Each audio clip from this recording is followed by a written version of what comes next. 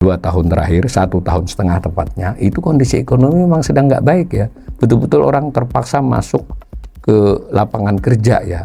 Dalam banyak hipotesis, teori, ulasan, ini kan menentukan pertumbuhan ekonomi. Nah, tapi bagaimanapun angka 33,23 itu lebih buruk dari tahun-tahun yang lampau.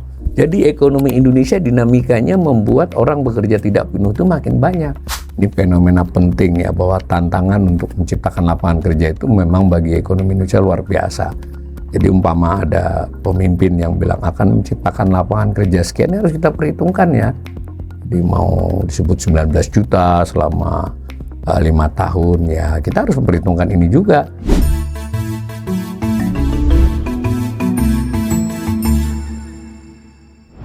Salam cerdas, komunitas pembelajar yang saya hormati.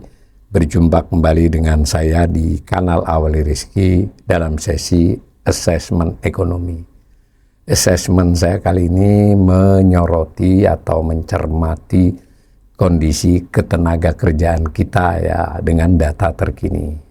Namun memang data tenaga kerja ini termasuk data yang relatif terlambat ya. Data terkininya itu masih data bulan Februari, dirilis bulan Mei lalu ya. Nanti masih nunggu beberapa bulan. Nah, data yang dirilis dengan berbagai produk ya, ada berita resmi statistik, ada publikasi dan informasi lainnya dari BPS tentang ketenaga kerjaan ini termasuk yang relatif lengkap ya. Karena dia diperoleh dari sebuah survei yang termasuk kegiatan besar di BPS, yaitu survei Angkatan Kerja Nasional, Sakernas ya.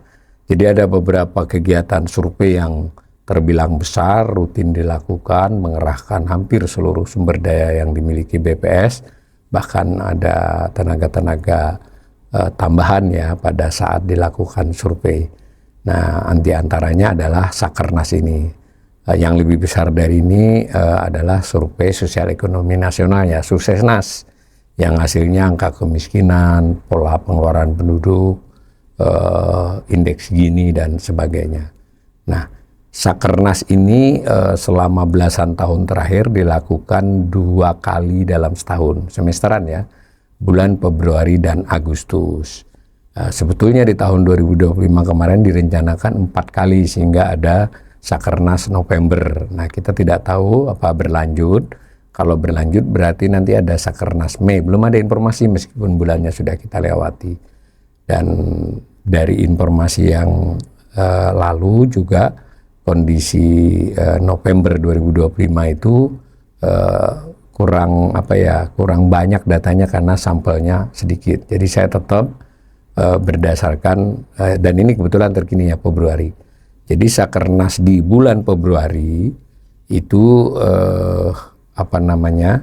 memiliki sampel kurang lebih 75.000 ya, 75.000 keluarga ya. Jadi sebetulnya antara 73 sampai 80 ya, tapi yang berhasil diolah itu untuk Februari itu kalau saya tidak salah sekitar 77.000 atau 76.000. Nah, yang paling banyak sampelnya itu yang bulan Agustus, yaitu lebih 300 sampai 350.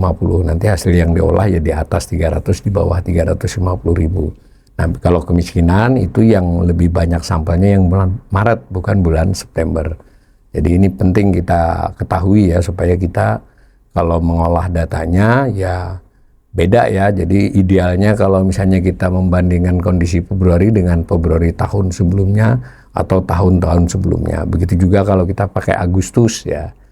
Nah, karena sampelnya di kisaran 75.000 rumah tangga. Jadi rumah tangga ya, bukan orang sebetulnya. Sampelnya ada blok sensus, ada petugas yang mendatangi rumah tangga. Nah, dalam survei itu lalu baru diketahui yang bekerja, yang tidak bekerja, bekerja di mana. Sama dengan Suksesnas. 350.000 itu di bulan Maret atau 75.000-an di bulan September itu juga sama.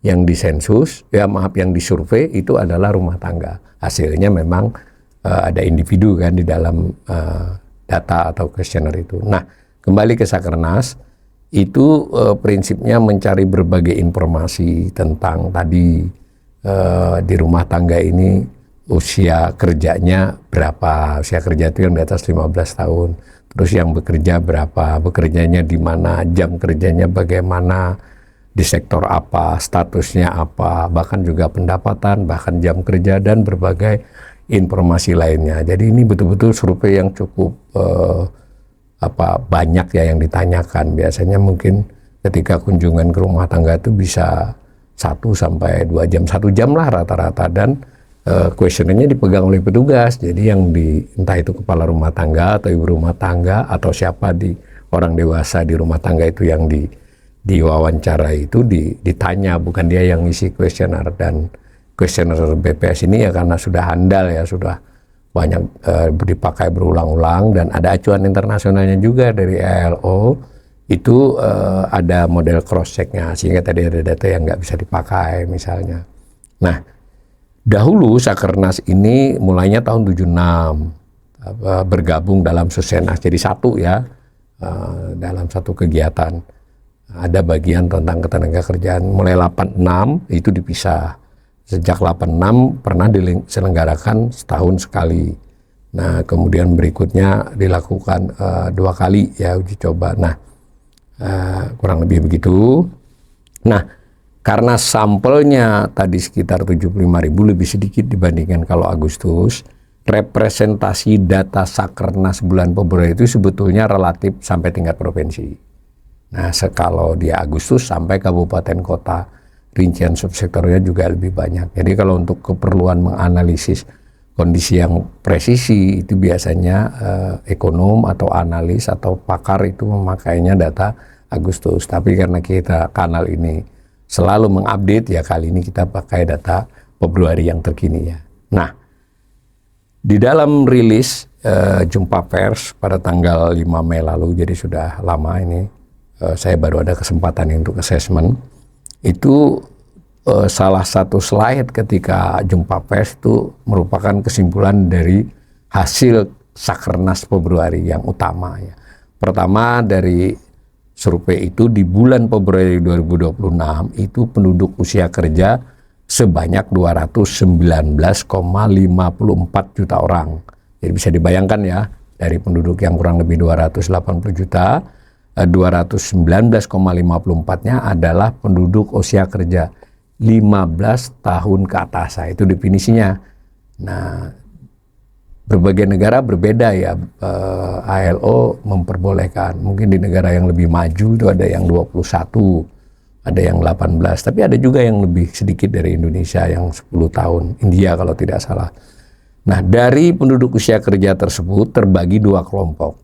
Mereka yang disebut angkatan kerja dan mereka yang disebut bukan angkatan kerja.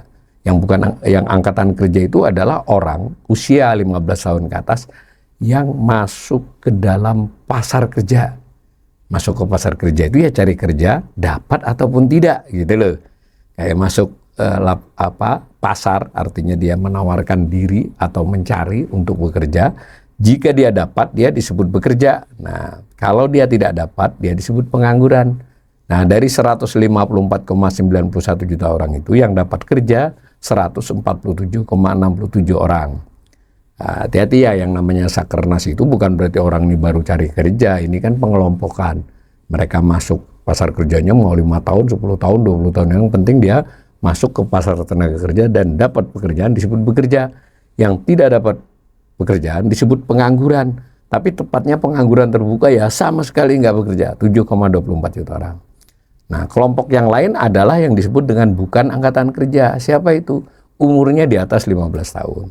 Tapi dia sekolah, ya, dia kuliah tanpa melakukan pekerjaan. Atau dia ibu rumah tangga yang tidak bekerja. Itu disebut bukan angkatan kerja. Jumlahnya 64,63 juta orang. Nah, kurang lebih begitu ya. Nah, nanti dari yang bekerja itu ada yang pekerja penuh. Pekerja penuh berarti pekerjaannya untuk data di Indonesia adalah mereka yang bekerja di 35 jam ke atas, lebih dari 35 jam. Nah, lalu kalau yang tidak penuh ya di bawah itu kerja tapi tidak sampai 35 jam dan seterusnya. Nanti kita akan analisis ya, tapi ada kelompok penduduk usia kerja, ada angkatan kerja, ada bukan angkatan kerja. Nah, ada pengangguran. Kurang lebih begitu ya. Mari kita lihat datanya. Ini data Februari 2026. Nah, kita mulai dari data ini dulu. Dari mereka yang angkatan usia kerja, ada yang masuk pasar kerja, ada yang tidak masuk bukan angkatan kerja. Nah, itu ada rasionya kan. Nah, ini jadi kalau dibuat rasio yang paling kanan itu tadi Februari 2026, tadi kan jumlahnya 154,91 juta orang yang masuk ke pasar tenaga kerja ya. Nah, belum tentu dapat. Nah, sedangkan yang berusia 15 tahun ke atas 219,54. Nah, kalau ini dipresentasikan 154,91 berbanding 219,54 itu disebut tingkat partisipasi angkatan kerja. Nah, yang orange itu penduduk usia kerja, yang biru adalah angkatan kerja. Nah, yang orange penduduk usia kerja, maaf, yang biru angkatan kerja. Presentasinya 70,56%. Jadi 70,56% penduduk berusia 15 tahun ke atas itu masuk ke pasar tenaga kerja. Disebut TPAK. Apa arti angka ini? Nah, kita bisa lihat dari data tahun 2010 nih. Saya buat ada Februari, ada Agustus. Tapi kalau nanti untuk menganalisis jadi lebih sulit tuh, ada hitamnya naik turun kan. Tapi bisa kita buat hanya Februari, hanya Agustus, bahkan untuk tahun-tahun yang lebih lama. Nah, tingkat partisipasi angkatan kerja itu saya ulangi adalah mereka yang masuk ke pasar kerja ya. Nah, menariknya adalah dalam banyak hipotesis, teori, ulasan, ini kan menentukan pertumbuhan ekonomi. Karena kan mereka bekerja, jadi faktor produksi kan. Nah, karena itu makin banyak orang yang masuk ke pasar tenaga kerja, terutama kalau dapat pekerjaan, itu akan mendorong pertumbuhan ekonomi. Sehingga umumnya dianggap TPAK ini juga mencerminkan potensi pertumbuhan ekonomi. Tetapi nanti dulu, ya kalau di atas 15 tahun itu semuanya masuk ke pasar tenaga kerja, ya berarti nggak pada sekolah dan nggak pada kuliah dong. Karena itu kita cari polanya, tiap negara beda. Nah, karena itu ada pola ini. Berapa TPAK yang veteran, yang normal. Nah, itu makanya kita perlu panjang ini. Nah, untuk bulan Februari, umumnya bulan Februari lebih rendah dari Agustus ya. Jadi di Agustus itu lebih banyak yang masuk ke tenaga kerja ya. Nah, kalau dilihat gambar ini ada tren begitu kan, di tahun yang sama itu Agustusnya lebih rendah. Tren ya, ada yang tidak, tapi secara umum kan begitu. Nah, menarik di beberapa tahun terakhir ini sejak bulan sejak tahun 2023, 23, 24, 25 dan ini 26 baru Februari. Itu TPAK terus naik. Agustus di tahun bersangkutan lebih besar dari Februari dan terus menanjak. Meskipun di 6 semester terakhir itu datar di 70,6 ya, 70,6% plus minus tuh, 70,6%. Nah, apa artinya? Artinya benar-benar makin banyak orang berusia 15 tahun ke atas masuk ke pasar kerja. Saya ulangi ya, dapat ataupun tidak pekerjaan. Nah, ini bukan pertanda baik kalau melihat pola. Jadi benar-benar orang sudah harus bekerja, keluarga-keluarga itu. Ada anggota keluarga yang sudah dianggap dewasa, di atas 15 tahun harus cari kerja. Ya bahkan mungkin berhenti sekolah. Nah, ini harus dikaji lebih jauh ya. Ini assessment saya yang pertama, bahwa kondisi ini menunjukkan sekurang-kurangnya selama 2 tahun terakhir, 1,5 tahun tepatnya, itu kondisi ekonomi memang sedang nggak baik ya. Betul-betul orang terpaksa masuk ke lapangan kerja ya. Ya kalau ini kan betul-betul, saya tidak tahu mengapa ini tidak banyak diulas oleh BPS atau pemerintah ya. Ini fakta. Nah, di teori itu ada itu bahwa di negara berkembang memang mereka terlalu miskin untuk tidak bekerja. Di negara-negara yang lebih maju mereka bisa tidak bekerja karena ada bantalan sosialnya ya. Entah itu jaminan sosial ketika mereka di PHK itu cukup lama ya untuk bisa bertahan setengah tahun, setahun dan seterusnya. Begitu juga dengan tunjangan pengangguran, kita kan nggak punya itu sehingga ya udah dengan cara apapun bekerja. Ini asesmen pertama saya. Kemudian kita juga bisa lihat tadi bahwa angkatan kerja, jumlah penduduk di usia 15 tahun ke atas itu tetap tumbuh ya, hanya pernah di 2021, jaranglah turun. Terutama kalau membandingin itu sebenarnya Februari atau ini, tapi hampir sama ini semuanya naik ya, memang Agustus lebih banyak naiknya. Nah, sekalipun terjadi perlambatan pertumbuhan angkatan kerja di Agustus dan Februari, Agustus 2025 maupun Februari 2025, tapi perlu kita tetap garis bawahi, angkatan kerja bertambah. Apa artinya? Jadi kalau nanti umpama lapangan kerja tercipta, dari sebelumnya ada pengangguran, maka kebutuhan untuk menciptakan lapangan kerja yang lebih besar kan ada, baik itu untuk pengangguran yang sudah ada sebelumnya maupun tambahan mereka yang masuk ke pasar tenaga kerja baru. Ini fenomena penting ya, bahwa tantangan untuk menciptakan lapangan kerja itu memang bagi ekonomi Indonesia luar biasa. Jadi umpama ada pemimpin yang bilang akan menciptakan lapangan kerja sekian, harus kita perhitungkan ya. Jadi mau disebut 19 juta selama 5 tahun ya, kita harus memperhitungkan ini juga ya. Kalau 19 juta kan sudah mengatasi pengangguran terdahulu kan, karena pengangguran misalnya di kisaran 7,5 juta, 7 juta lah. Nah, tapi kan apakah tambahannya mencapai 12 juta misalnya selama 5 tahun? Kalau mencapai ya berarti kan kalau terjadi pun tercapai, pengangguran tetap banyak gitu ya. Nah, terbukti dari maaf sebelum sampai situ, kita ambil lagi slide dari pengumuman BPS pada tanggal 5 Mei lalu. Nah, ini ada data Februari 2022 sampai 2026. Kan benar, BPS juga sadar kalau membandingkan yang tepat itu Februari dengan Februari, karena sampelnya beda ya, presisinya juga beda. Nah, itu tampak memang Februari 2026 itu jumlah penganggur turun dari 7,28 menjadi 7,24, berarti turun kurang lebih 40.000 ya, 36.000 kalau saya tidak salah sebenarnya. 40.000 saja turunnya. Jadi jumlah penganggur itu turun selama setahun hanya 40.000, tetapi tingkat penganggurannya turunnya banyak, dari 4,76% menjadi 4,68%.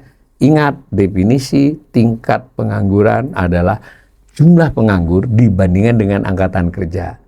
Nah, penganggur turun sedikit, tapi kan angkatan kerja naiknya banyak, maka persentasi tingkat penganggurannya turunnya lebih signifikan. Nah, kalau ditarik sampai 5 tahun ya datanya ini. Nah, bahwa terjadi penurunan jumlah penganggur, lalu terjadi penurunan lebih signifikan pada tingkat pengangguran. Perhatikan, Februari 2024 itu jumlah penganggur 7,20, tingkat pengangguran 4,82%. 2 tahun yang lalu sebetulnya jumlah penganggur lebih sedikit, kan 7,20, selisih 40.000 kan. Tetapi tingkat penganggurannya turun. Nah, nanti ini kita analisis dengan data yang lebih panjang. Ini penting dulu ya. Otoritas lebih suka menyebut tingkat pengangguran turun. Saya sebagai ekonom selalu mengingatkan, jangan lihat presentasinya saja. Karena real di masyarakat kan nggak terpakai presentasi itu kan. Dia merasa saudara saya, anak saya, ponakan saya belum kerja atau sudah kerja. Kan presentasi itu adalah analisis keseluruhannya. Nah, begitu juga diinformasikan bahwa ada mereka yang bekerja 35 jam ya, kurang dari 35 jam itu pekerja tidak penuh, lalu pekerja penuh di atas 35 jam. Ini diinformasikan sebetulnya mereka yang bekerja di atas 35 jam itu hanya 66,77%, bukan 100% ya, meskipun itu membaik dibandingkan 24 dan seterusnya. Lalu setengah pengangguran itu dari yang tidak penuh tadi, ada yang, jadi dia kurang dari 35 jam, tapi memang nggak cari kerjaan lagi, disebut pekerja paruh waktu. Tapi kalau dia sebenarnya mencari tapi nggak dapat, disebut setengah pengangguran. Nanti kita analisis. Ini info awalnya begini. Nah, rilis BPS biasanya untuk kondisi 3 tahun atau maksimal 5 tahun. Nah, mari kita lihat dengan data yang lebih panjang. Nah, kembali dulu ke data utama. Nah, ini jumlah penganggur dengan tingkat pengangguran dari tahun 86, tapi yang Februarian itu mulai dari 2010 kalau tidak salah, sebelumnya kan setahun sekali saja. Nah, lihat, kita ambil dari 2014 saja, berarti 12 tahun terakhir. Februari 2014 itu jumlah penganggur 7,15 juta orang. Sekarang 7,24 juta orang. Terbayang nggak bahwa hanya malah bertambah kan, bukan hanya ya, maaf. 7,15 juta menjadi 7,24 juta. Jadi sebetulnya selama 12 tahun ini jumlah pengangguran itu bertambah. Di sini bertambah kurang lebih 70.000. Tetapi tingkat penganggurannya turun dari 5,70% menjadi 4,68%. Penyebabnya apa? Saya ingatkan sekali lagi, karena angkatan kerjanya naik. Nah, itu saya gambar tuh. Kalau berdasarkan jumlah itu, yang gambar itu. Yang biru itu menunjukkan jumlah relatif sama, yang merah menunjukkan jumlahnya naik, yang hijau menunjukkan turun, yang biru ini menunjukkan sudah 12 tahun ini ya jumlah penganggurannya di kisaran 7 juta ya, lebih sedikit. Bahkan ketika COVID di 2021 data Februari 21 ya, karena COVID-nya mulai Maretan 2020, itu sempat tingkat pengangguran, jumlah penganggur mencapai 5,75. Pelan-pelan turun lagi, tapi di 3 tahun terakhir datar di 7,2. Tadi ada datanya yang di depan. Nah, melihat pola ini, ekonomi Indonesia ini sebetulnya masih bersikutat dengan mengurangi jumlah pengangguran. Kita belum jauh-jauh beranjak dari situ. Nah, lalu tadi disebutkan juga pekerja tidak penuh ya. Pekerja tidak penuh adalah mereka yang bekerja kurang dari 35 jam. Nah, secara jumlah digambarkan oleh biru. Februari 2026 jumlahnya 49,08 juta orang. Nah, dari 146 juta orang bekerja tadi, sebanyak 49 jutanya itu tidak penuh kerjanya. Nah, apa yang menarik dari data biru itu? Jumlah yang bekerja tidak penuh ini justru meningkat ya. Memang sedikit turun dibandingkan 2025, turun kurang lebih berapa itu? 19.000 ya. 19.000, tetapi dibandingkan tahun-tahun yang lampau makin banyak orang yang bekerja tidak sampai 35 jam. Secara persentasi memang mengalami penurunan ya kan, karena tadi jumlah jumlah pekerja yang naik tadi kan, pekerjanya naik, yang bekerja. Nah, tapi bagaimanapun angka 33,23 itu lebih buruk dari tahun-tahun yang lampau. Jadi ekonomi Indonesia dinamikanya membuat orang bekerja tidak penuh itu makin banyak. Ya tadi banyak orang yang di ibu rumah tangga mungkin kerja tapi nggak sampai 35 jam. Anak muda mungkin ya kerja tapi tidak full. Banyak, ini fakta.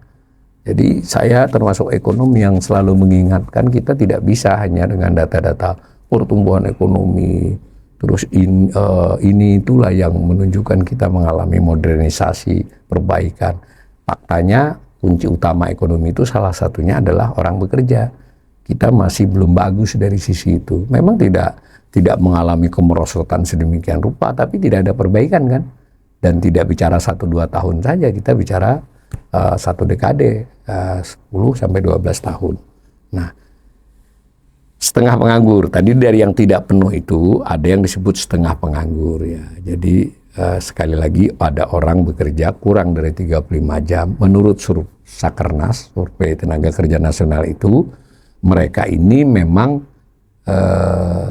tidak cari tambahan, tidak lagi mau nambah kerjanya, tapi ada yang sebenarnya pengen tapi nggak dapat. Nah, itu disebut setengah penganggur.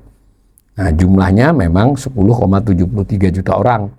Dari 49 ini, yang 10,73-nya itu benar-benar pengen bekerja tapi nggak dapat. Maksudnya nambahi jam kerja nggak dapat.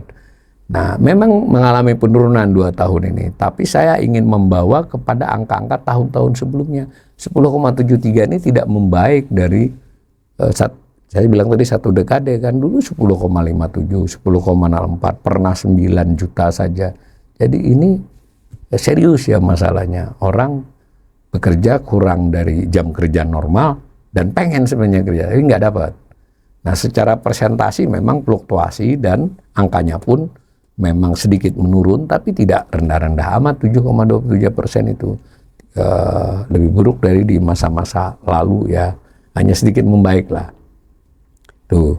Nah, informasi lain yang diberikan BPS, mereka yang bekerja tadi ya kurang lebih 147,67 orang di bulan Februari itu bekerja di berbagai sektor. Jadi ketika di survei di Sakernas, yang disurvei saya ulangi sekali lagi adalah rumah tangga. Berarti yang menjawab itu bisa kepala rumah tangga, bisa ibu rumah tangga, umumnya dua itu. Tapi bisa jadi juga anak yang dewasa di keluarga tersebut, tapi umumnya kepala dan atau ibu rumah tangga. Lalu dicari info. Nah, misalnya di rumah tangga tersebut bapaknya kerja, terus ada anaknya yang paling besar juga sudah kerja, ibunya tidak. Jadi dicatat. Nah, mereka yang bapaknya bekerja gitu, kepala rumah tangga, ditanya kerjanya di mana gitu. Tentu pertanyaannya bukan pertanian, perdagangan, enggak, ditanya aja. Nanti kan yang si petugas ini kan tahu ini nanti dikelompokkan kemana, ditanya kerja di mana. Nah, menurut pengelompokan BPS dari jawaban itu ada 17 sektor ya, lapangan usaha. Dia kerja di pertanian kah, di perdagangan kah, di industri kah, atau di jasa keuangan, atau dia di konstruksi, atau dia di pertambangan. Nah, cara membuat sektoralnya ini sama dengan data produk domestik bruto, PDB, data pertumbuhan ekonomi. Karena ini memang nanti kalau dipadankan kan bisa dianalisis ya, berapa nilai produksi domestik bruto sektor tersebut, berapa yang kerja di sana. Ini misalnya salah satu contohnya. Nanti kalau dibagi menimbulkan produktivitas per orangnya. Itu di masa-masa lalu statistik nggak serapi ini, di 1-2 dekade ini sudah makin rapi. Saya ulangi, kenapa bisa begitu? Karena memang BPS merujuk kepada kaedah-kaedah best practices atau acuan internasional. Jadi BPS itu berbagai data dan berbagai kegiatannya ada rujukan, tapi tidak semua. Untuk beberapa data yang tidak ada perbandingan internasionalnya, makanya saya jarang ngulas. Tapi yang ada ya plus minus, menurut saya BPS itu ada acuannya. Mau disiplin atau tidak itu diskusi yang lainnya. Nah, kalau berdasarkan inilah rinciannya. Tapi di sini yang dicantumkan itu bukanlah jumlah, tapi persentasi dari total pekerja. Dari 147,67 orang itu berapa persen yang di pertanian? Paling banyak. Jadi ini penting ya. Jadi sebetulnya bagaimanapun persentasi terbesar pekerja kita itu masih di sektor pertanian. Jadi ketika kita nonton video pendek atau apapun yang menggambarkan atau berita media, pekerja itu orang keluar masuk pabrik, orang masuk gedung atau pegang laptop, itu sebetulnya bias ya. Harusnya gambarnya adalah mereka yang ke sawah, mereka yang jadi ke laut, nelayan, mereka yang ke peternakan, atau mereka yang kerja di perkebunan meskipun buruh. Pertanian yang masih besar ya. Nah, yang kedua baru perdagangan besar dan eceran, baru industri. Jadi gambaran industri-industri tadi sebenarnya nomor 3 tuh. Nah, inilah rincian piramidnya ya. Nah, ada cara juga menganalisis pakai pola BPS. Dari 17 itu yang pertanian sendiri ya. Nah, 28,78% ini jumlahnya 42,49 juta orang. Di grafik nggak ada, tapi saya cari data BPS lainnya disebut 42,49 juta orang. Nah, yang perdagangan ini jumlahnya 26,51, yang manufaktur industri pengolahan 20,03 juta. Nah, lalu 17 ini kita bisa pula menganalisis menjadi 3 sektor. Itu pakai yang lazim dipakai BPS untuk membandingkan dengan tahun-tahun yang lebih lama. Karena dahulu kita tidak 17 ya, kita pernah 11. Nah, jadi kalau mau membandingin yang lebih panjang, ya dibuat pembagian 3 sektor besar. Pertanian tetap sendirian. Lalu industri, pengertian industri nggak hanya manufaktur ya, tapi juga misalnya ada penyediaan listrik dan gas, kemudian konstruksi itu dianggap juga industri. Lalu ada beberapa pertambangan juga dianggap industri ya, karena ada yang diolah. Nah, lainnya jasa ya, jadi jasa pendidikan, jasa penyediaan air minum, kemudian jasa lainnya. Lalu jasa keuangan itu jasa. Jadi dibagi 3 kelompok besar. Pertanian karena sendirian masih 28,78%, industri 21,86%. Jadi lebih dari 13,57 karena ada beberapa seperti konstruksi dan lain sebagainya masuk ke industri. Nah, sedangkan jasa-jasa 49,36%, hampir separuh. Ini penting kita pahami ya. Jadi pada dasarnya produksi barang dan jasa di Indonesia itu didominasi oleh jasa, bukan produksi barang ya.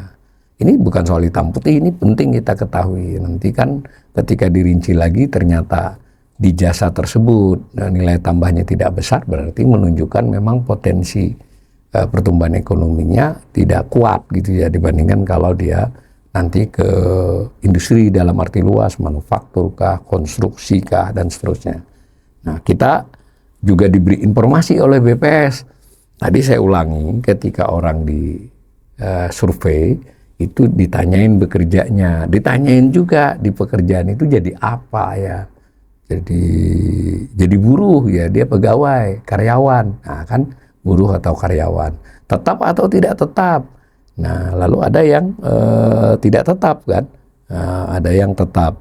Nah, lalu ada juga yang ketika disurvei, kami punya warung ya, warung makan gitu ya, atau warung makan yang tenda gitu ya, atau warung makan betulan. Nah, itu namanya tergantung. Kalau dia sendiri betulan ya, misalnya warung kecil atau gerobak gitu, ya dia berusaha sendiri namanya.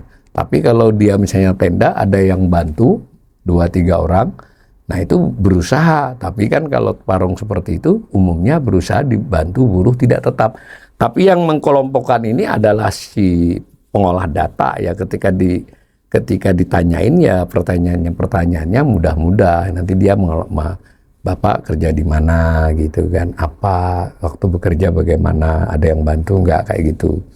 Nah, dibuatlah oleh BPS dari data Sakernas yang sekitar 75.000 tadi untuk Februari, dikelompokkan menjadi 7 ya. Jadi 7, 1, 2, 3, 4, 5, 6, 7. Nah, 7. Ini sudah lama dipakai, ini sudah belasan tahun. Nah, disebut status pekerjaan. Ya, tadi kan disebut bekerja menurut lapangan usaha. Jangan dijumlahkan ya, karena orang itu berarti bisa bekerja di akomodasi makan minum tadi, seperti contoh saya tadi punya warung makan. Nah, tapi statusnya apa? Kalau dia bos ya dia berusaha. Kalau dia ada anak buahnya berusaha dibantu buruh tidak tetap. Kalau dia restoran besar ya mungkin ada buruh tetapnya, ya berusaha dibantu buruh tetap. Nah, tetapi kalau dia dikerja tapi dia sebagai buruh pegawai ya buruh di situ. Ya, semacam itu ya, diolah. Nah, mungkin timbul pertanyaan pemirsa saya, bagaimana kalau orang pekerjaannya lebih dari satu? Ada aturannya, tapi di pengolahan data, bukan waktu ditanyain. Nah, aturannya dari BPS hanya ada satu. Jadi orang itu hanya dicatat bekerja di satu lapangan usaha dan hanya memiliki status. Kalau dia pekerjaannya lebih dari satu, dicek. Nah, yang dipakai adalah yang jam kerjanya lebih banyak, nah dan atau bayarannya hasilnya lebih tinggi, kan begitu. Misal dia adalah security dalam satu pabrik ya, tapi di jam-jam tertentu dia jadi ojol. Nah kan jadi ada 2 pekerjaan dia di pabrik, mungkin pabriknya industri manufaktur. Sebagai ojol dia mungkin dianggap di transportasi, statusnya juga beda kan. Yang satu dianggap bekerja bebas atau berusaha sendiri, saya tidak tahu ya. Ojol ini dianggap kayaknya dianggap berusaha sendiri. Nah, bukan dianggap pekerja bebas dan seterusnya. Jadi ada cara berdasarkan kalau dia lebih dari satu pekerjaan, berdasarkan jam kerja, lalu berdasarkan hasilnya. Intinya kita dapat data olahannya BPS dari Sakernas, orang hanya punya satu lapangan pekerjaan utama atau status utama. Nah, menarik ya kalau dilihat ini, data Februari 2026 memang mayoritas orang itu masih buruh karyawan pegawai, 36,99%. Ya, tadi kalau lapangan memang si pertanian tidak yang paling besar ya, tapi jangan lupa di pertanian itu kan ada perkebunan, ada yang jadi buruh perkebunan. Jadi dia kerja di pertanian tapi masuknya sebagai buruh perkebunan ya, kebetulan buruh tetap misalnya, semacam itu. Lalu yang banyak kedua adalah berusaha sendirian ya. Harus dibayangkan ini sendirian betul, mau dia bawa gerobak jualan atau dia memproduksi apa ya dengan tangannya sendiri, tapi kebanyakan ya yang jualan ya. Lalu ada berusaha dibantu buruh tidak tetap. Nah, bisa kebayang ya. Jadi kalau dia punya, tadi saya ulangi contoh yang sama, punya warung tenda, ada yang bekerja 2-3 orang bantu dia, tapi kan buruh tidak tetap. Nah, dua status itu yang besar, berusaha sendiri ditambah berusaha dibantu buruh tidak tetap, itu jumlahnya ya sama ya, hampir sama dengan buruh karyawan pegawai. Dan dua status ini ya jelas usaha mikro dan kecil ya, usaha menengah aja enggak kan. Nah, yang menarik ada yang disebut pekerja keluarga tidak dibayar, 13,87%, itu jumlahnya 20 jutaan ya. Ini betul-betul harus kita ketahui ya, dia memang nggak dibayar. Jadi umpama nih ketika disurvei, tadi rumah tangga dijawab ada anaknya yang dewasa, sudah lulus kuliah. Nah, ditanya, kalau pertanyaannya sih mengalir aja, tapi nanti oleh petugas kan dicatat. Nah, terus kegiatannya apa? Dia bantu kan tadi bapaknya punya warung tenda, dia bantu bapaknya jualan dan tidak digaji kan anaknya. Nah, itu tetap oleh BPS bekerja ya, namanya pekerja keluarga dan seterusnya. Kalau pekerja bebas di pertanian itu mayoritas buruh tani. Dari 7 kelompok ini yang disebut pekerja formal itu 2 saja, buruh karyawan pegawai. Di sini masuk pegawai negeri, masuk TNI, termasuk Polri ya di sana, dengan berusaha dibantu buruh tetap yang paling bawah ini, pengusaha menengah dan besar ya, punya pegawai 50, 30 ya, pengusaha lah, itu pekerja formal. Jadi 2 itu disebut pekerja formal, buruh karyawan pegawai, kemudian yang punya usaha dibantu buruh tetap, itu pekerja formal. Nah, 2 itu disebut pekerja formal, yang 5 lainnya pekerja tidak formal.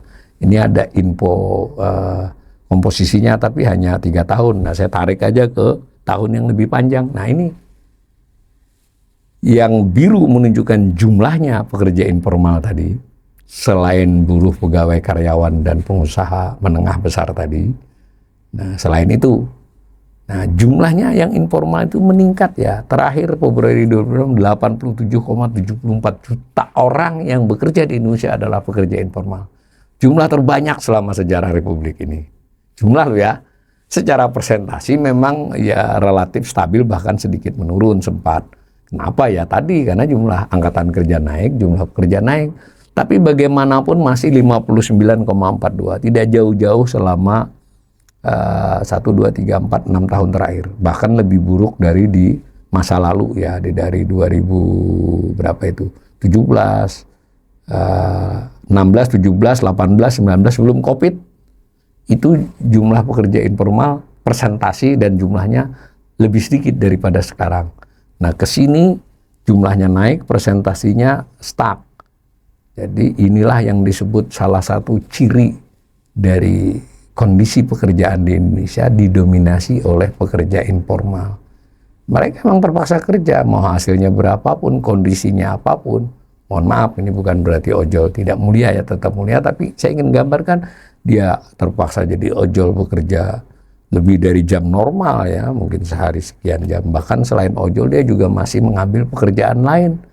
Ya, tapi bagaimanapun statusnya pekerja informal.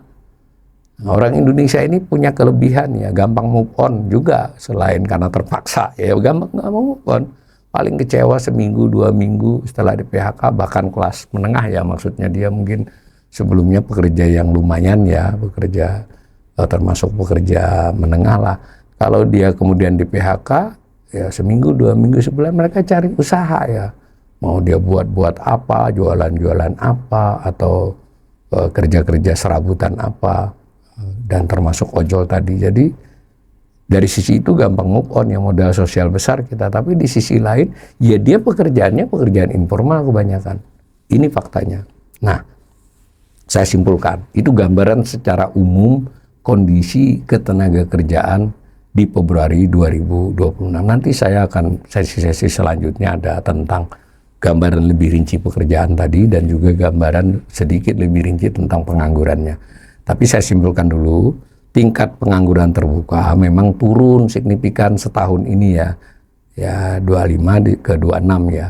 Tetapi jumlah penganggurnya itu hanya turun sedikit. Tadi saya sebut 40.000, ternyata 34.702 orang ya kalau angka rincinya. Nah, jumlah penganggur masih lebih banyak dibandingkan Februari 2019. Jadi meskipun ini turun penganggurannya, tapi jumlahnya itu dibandingkan dengan tahun 2019 lebih banyak dan juga lebih banyak dari Februari 2014. Jadi selama 12 tahun ini kita tidak berkurang jumlahnya. Itu mengapa sehari-hari kita melihat masih banyak orang nganggur ya. Nganggur beneran loh ini. Nah, padahal diumumkan tingkat pengangguran turun. Nah, TPAK sangat tinggi tadi sudah saya katakan karena orang masuk ke pasar tenaga kerja, menggambarkan orang terpaksa bekerja. Pekerja tidak penuh masih banyak, pekerja informal lebih banyak, dan tadi saya ingin ingatkan sekali lagi, pekerja keluarga juga sangat banyak. Maka saya simpulkan kondisi pekerjaan, ketenaga kerjaan dan pekerjaan tidaklah membaik. Meskipun saya juga harus fair, tidaklah juga memburuk dalam konteks orang masih banyak yang bisa bekerja dan menghasilkan sekalipun mungkin tidak layak atau kurang layak.